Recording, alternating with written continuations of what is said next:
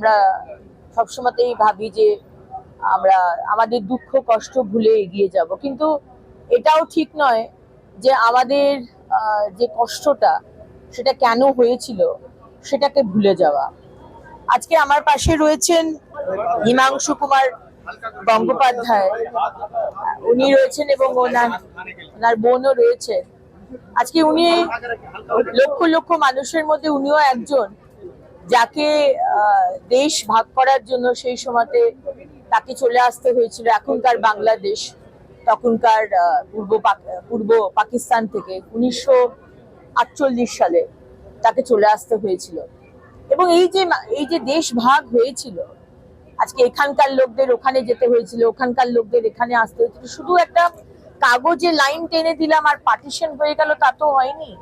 আজকে মানুষের যে কষ্ট, আজকে তার ভিটে মাটি, তার উঠোন, তার পুকুর, তার সবকিছু, তার বাগান, তার সংস্কৃতি সবকিছু ছেড়ে তাকে চলে আসতে হয়েছিল। এবং এই আজকে মাননীয় প্রধানমন্ত্রী এবং আমাদের সরকারের নেতৃত্বে যে এখানে যে স্ট্যাচু, যে মিউরাল বসবে এই শিয়ালদা স্টেশনের চত্বরে, যেখানে লক্ষ লক্ষ মানুষ সেই সময়তে ওই পূর্ব পাকিস্তান থেকে এখানে এসেছিল প্রাণ বাঁচাবার জন্য, সেই মহিলারা যাদের চোখে এত দুঃখ, এত বুকে এত ক্লান্তি, কোমরে বাচ্চা নিয়ে সামান্য একটা পোটলা জামা কাপড় নিয়ে তাদের চলে আসতে হয়েছিল।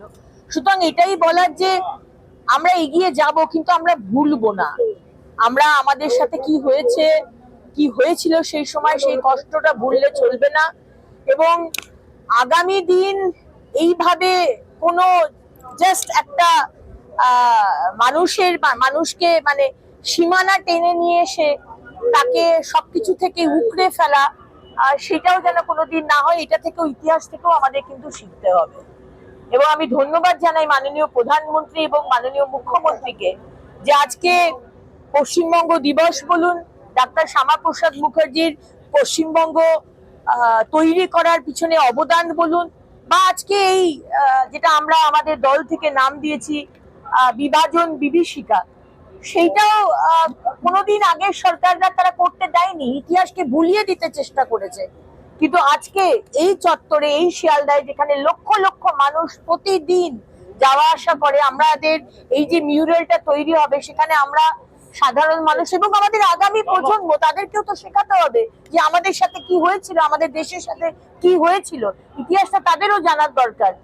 এই মিউরালে এসে আমরা যেন শ্রদ্ধা নিবেদন করতে পারি, সেজন্য আমি ধন্যবাদ জানাই মাননীয় মুখ্যমন্ত্রী এবং প্রধানমন্ত্রীকে এই ব্যবস্থাটা করে দেওয়ার জন্য। দেখুন, আজকে কেউ, কোনো ব্যক্তি, সে যত বড়ই হোক না কেন, যত সম্মানীয়ই হোক না কেন, কনস্টিটিউশনাল পোস্টে যত বড়ই পদ ধারণ করুন না কেন, কিন্তু তিনি যদি কোনো একটি মানে প্রথমত স্টেটমেন্ট করেন যেটা আমাদের বাংলার মানুষ এবং আমাদের আইকন, আমরা যাকে দেখে বড় হয়েছি, সেই নেতাজি সুভাষচন্দ্র বোস বা এই ধরনের যে কোনো ব্যক্তিকে যদি অপমান করেন, তার দায় কিন্তু শুধু তার দায় কিন্তু আমাদের সরকারের নয়, আমাদের দলের নয়, নাম্বার ওয়ান।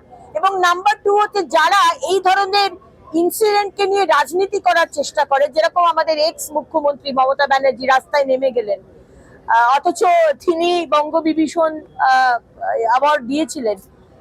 এই ধরনের রাজনীতিও দয়া করে করবেন না, কারণ আমরা বাঙালি এবং বাংলার অপমান যে করবে তার কিন্তু কোনো রেয়াত নেই, তাকে কিন্তু শাস্তি ভোগ করতেই হবে। আমরা অত্যন্ত খুশি, আমরা মহিলারা অত্যন্ত খুশি এবং কিছুটা হলেও শান্তি পেলাম। আজকে যে উদ্ধত ভঙ্গিতে নির্মল বাবু ঘুরে বেড়াতেন, সেদিনকার রাত্রে আমরা ছিলাম, আমি, সজল, কৌস্তব, আমরা ছিলাম।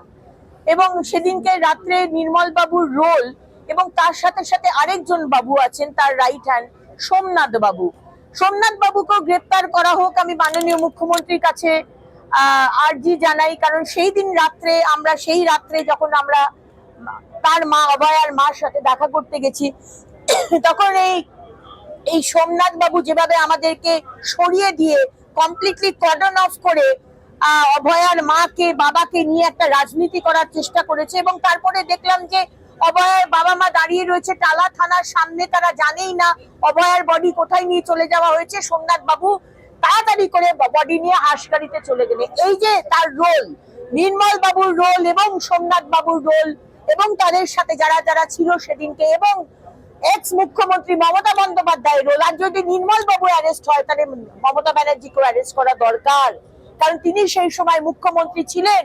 তিনি কথা বলতে বলতে ঝাড়গ্রাম থেকে বিনীত গোয়েলের সাথে এসেছিলেন। তিনি কেন বলেননি যে বিনীত 6টার পরে পোস্টমর্টম হয় না, তুমি 6টার পর পোস্টমর্টম করো না, বিনীত বডিটাকে রেখে দাও, কালকে আরেকবার করে আমরা আরেকটা সেকেন্ড ওপিনিয়ন নেব? তিনি চেষ্টা করেননি, বরঞ্চ তিনি চেষ্টা করেছেন তার পুলিশকে দিয়ে ঘুষ খাইয়ে অভয়ার বাবা মার মুখটা চুপ করিয়ে দেবার। তাই প্রশ্নের উত্তর, যদি নির্মল বাবুকে অ্যারেস্ট করে দিতে হয়, যদি সোমনাথ বাবুকে অ্যারেস্ট করার দাবি আমি রাখি, তাহলে মাননীয় এক্স মুখ্যমন্ত্রী মমতা ব্যানার্জিকেও অ্যারেস্ট করা দরকার, এটা আমার মনে হয়। দেখুন, এটা আদালতের বিষয়, আদালত বিষয়টি দেখছেন, এখানে আমার খুব একটা কমেন্ট করার কোনো জায়গা নেই আর উচিত নয়।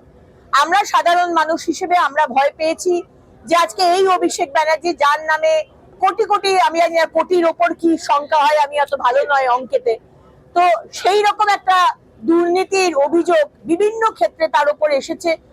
কিন্তু আজকে উনি চোখের অপারেশন, মাথার অপারেশন করার জন্য বাইরে চলে যাচ্ছেন, পারমিশনও পেয়েছেন। আমাদের বাংলার মানুষ হিসেবে শুধু ভয় হয়েছে যে উনি পালিয়ে না যান, ওনার চিকিৎসা। আজকে হাজার হাজার আমরা মানুষ যদি সরকারি হাসপাতালে, ঠিক আছে আপনি আপনাদেরই তৈরি সরকারি সাদা নীল হাসপাতালে, যেখানে যদি চিকিৎসা না হয় তাহলে প্রাইভেট হাসপাতাল রয়েছে সারা ভারতবর্ষে, সেখানে গিয়ে চিকিৎসা করতে পারতেন, আমরা বোর্ড তৈরি করে দিতাম। কিন্তু সেটা না করে উনি বাইরে চলে যাচ্ছেন, আদালতও পারমিশন দিচ্ছে। আমাদের শুধু বাংলার মানুষ হিসেবে একটাই ভয়, উনি পালিয়ে না যান, উনি যে দোষ করেছেন তার শাস্তি যেন ওনাকে ভোগ করতে হয়।